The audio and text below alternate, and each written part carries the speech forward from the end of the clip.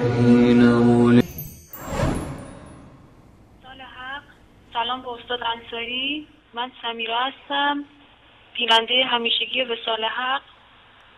من کردم، سنیم. 8 ماه پیش به صورت خیلی تصادفی با وصال آشنا شدم. الان دیگه وصال جزئی از زندگی من شده.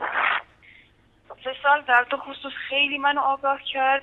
البته من بارها تلاش کردم که تماس بگیرم ولی هیچ وقت موفق نشدم. وصال در دو خصوص خیلی منو آگاه کرد. یکی این که قبلا من اطلاعاتم در مورد دین و مذهبم خیلی کم بود، اطلاعات کافی نداشتم، اصلا اطلاعاتم جامع نبود، ولی الان اطلاعاتم نسبت به قبل خیلی بیشتر و بهتر شده. و دومی این که من به علت جو خانوادگیم به صورت افراطی تعصبات قومی داشتم، تا حدی که مبارزه و کشته شدن در این راه رو من یه افتخار میدونستم، ولی الان دیگه من اصلا اینطور فکر نمی کنم. هر سال این 13 روز اول بهار رو که به نوروز ایرانی معروف هستش، من به همراه اقوام و فامیل شبها ما به کوها می رفتیم، در تاریکی تا خود کله سحر ما اونجا مشعل روشن می کردیم، به ایرانی بودن، به آریایی بودن، به قومیتمون افتخار می کردیم.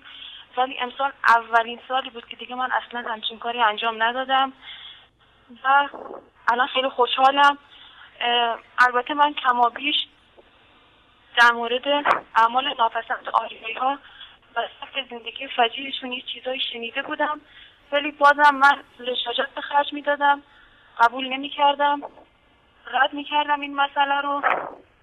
ولی صحبت استاد انصاری، طرز بیان استاد انصاری و شخصیت استاد انصاری باعث شد که من همه این تعصبات رو دور بریزم و استاد انصاری در برگشت رأی من خیلی موثر بود. و اینکه من از تک تک تمام کسانی که برای وصال تلاش میکنن ممنون و سپاسگزارم. بر دوام و برقرار باشید.